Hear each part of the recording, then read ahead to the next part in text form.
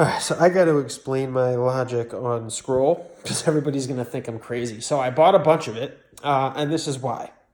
I'm already down thousands of dollars, right? So I made a lot of money on Scroll because I bought it and I sold it, and then I bought it and I sold it. I did very well trading it.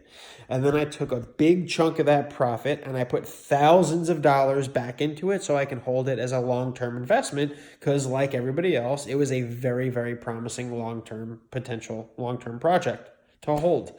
As it turns out, that wasn't a great idea because even if the product's great and the potential is still there, they had no idea how to run a company, and or at least the CEO didn't. Nate really didn't know what he was doing. He rode this thing into the ground. And now they're in a position where we essentially are betting on whether or not they're lying or telling the truth. So they've explained the story. There's an entire backstory supported by facts, supported by a history of these things being discussed. Over a long period of time, they were actively discussing taking these actions. So it's not like it just came out of nowhere to people in the inside. Obviously, to us, we didn't know this, but now we're finding out that Nate was having some personal issues. They were trying to get him out of the company because he really wasn't taking it in the right direction. And eventually, shareholders and the board of directors sat down, they voted him out, and they got him out. Now they're able to take over the company and move forward. The problem is they have no idea what they're doing from a PR perspective because this was a decision, I think, by their lawyers and their board, not by their strategists. So they kind of made a PR shitstorm by just taking the website and replacing it with Solutech is no longer operating Scroll. In reality, they should have released an official statement that said Solutech, the parent company of Scroll or Data Transaction Token, is no longer the operating parent company, and the project is going to continue under a new entity, blah, blah, blah, led by a team of blah, blah, blah. If they did it that way, this could have been completely fine. On the other hand, kind of worked out for me. It kind of worked out for some of you guys too, because I know a bunch of you guys had the same idea as me. Now think about what happened. There's two possibilities. It comes down to Occam's razor. Essentially, whatever requires the least amount of assumptions is most likely true, right? Whatever the simplest solution is most likely the right one. So in this case, either they fabricated an entire backstory where they planted seeds along the way about how Nate was having some personal issues and they were trying to get him out of the company. And then they finally made this thing happen and they're like, all right, now we're gonna dump on everybody an exit scam. But in the process of doing that, instead of just disappearing, they list the contact information for the law firm and accounting firm that's managing the company for them. And they put out information and tell all of their investors and the people who are part of the team that they're going to continue forward under new management and then rebranding. Why would they continue this ruse? If they were exit scamming, they would just exit scam and be gone. Why would they be continuing this process and telling people that we're going to be moving forward? It doesn't really make any sense. There's no logical reason for them to continue the ruse if they were indeed exit scamming. So is it possible it's all an exit scam? Of course. It could still be a worthless token. But now I had to do some calculations. So I crunched the numbers. I looked at the odds from a statistical perspective. And then I looked at my actual investment and looked at a risk to reward ratio. So the way I look at it, I lost thousands of dollars, right, on this investment. Forget, I'm still up, obviously, because I made money trading it, but I'm down thousands and thousands of dollars, under $10,000, but pretty damn close on my long-term bag. So if I'm down with 7 or 8 grand, essentially, and I can get back in and spend 1 or 2 grand right now, it's only a little bit more money. It's an amount that I would be able to lose without it being catastrophic.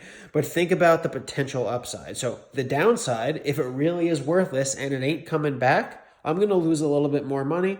I've already lost thousands of dollars, so I'm going to be losing a little bit more. But then look at the other side of things. If they're telling the truth, and they are relaunching and rebranding, and they're going to continue forward with the same project that we were all so excited about a year ago. If that actually is true, I was able to buy back in at a 98.7% discount. That's insane. How crazy is that, guys, right? So Think about that. Imagine if you could buy XRP or XLM or ADA or some other altcoin. Hate it or love it, I don't care. But imagine if you could buy one of those coins for a 99% discount. And that's essentially what we're able to do right now. So I was able to get in all the way at the bottom. I got in really low, and then I just bought some more as it came back up a bit. And it was crazy because I bought all the way at the bottom, and that bag that I bought all the way at the bottom, I'm already up like 80% on that just from it going up a little bit. And then it came back down. At one point, I was up 160% from where I bought it yesterday. And that's just during this crazy drama. Like if you look on Hotbit, you can see at points there were candles on the hourly candles that were 40 or 60% spread. It was nuts. So right now it was pretty much like, okay, it's free. I lost tens of thousands of tokens, but now I have millions of tokens. So it was insane, and it would be a stupid move for me not to take advantage. Everyone else is running around, and they're emotional, and they're angry, and they're upset, and they're talking about how these scamming pieces of shit suck, and blah, blah, blah. I was looking at it as, what kind of opportunity can I make here? Can I recoup my losses? Can I make a profit? Can I take advantage of this scenario? Everyone else is running around like a chicken with their head cut off, and I'm just sitting there planning out my move. And I was looking at things and analyzing things, and man, I think this is a very, very smart move on my part. It might not be the best trade for you guys. I'm by no means suggesting that anybody else buy Scroll. I'm just sharing what I'm doing in my plan with you because I would love to get your feedback. And I know you guys are going to think I'm totally insane if I say I'm loading up on Scroll. You're going to think I've just drank a fifth of vodka. So I wanted to explain everything in detail and get your feedback. If you think I'm crazy, tell me I'm crazy, but I'm pretty sure this is a really, really smart move. I still have some open orders right now. I'm hoping for it to dip down a little bit because I wanted to get a little bit more. But yeah, I got millions of tokens at this point. And if there's a 10% chance that this company comes back, and the way I was explaining it before is it went down, right, from this is an amazing project and it could be the best project in crypto level prices to this is a great project, but they don't really know how to run a company and it's not looking like they're going to get their shit together, but the project still has a ton of potential prices. And then this whole thing happened and it went all the way down to we got exit scammed and this coin is worthless prices. So I was able to buy back at this coin is worthless prices, which is what it's at right now. I don't need it to go back to this is the best project in crypto level prices. All I needed to do is to get back up to, oh, this could actually have a future. It turns out they were telling the truth and they really are relaunching the project. So maybe I can make some good money on this project in the long term. If it can get back to that level, then I can make 10 or 15x. There's so much potential here. I got it for free pretty much. I get millions of tokens. All I need is for them to actually come back and relaunch and keep moving forward with this project. That's all that has to happen. And just that, the fact that they're telling the truth about what's going on right now will net me a massive return. So I'm not as crazy as you think. I thought long and hard about this. I was working on this for hours and hours and hours yesterday, and I'm pretty sure I'm going to make a fucking killing off of this play. But by all means, tell me I'm an idiot if you think I'm an idiot, but you better be willing to tell me why, because I can't find a single logical reason not to make this play. Anyway, that's my thought process. Let me have it. Let me know what you guys think.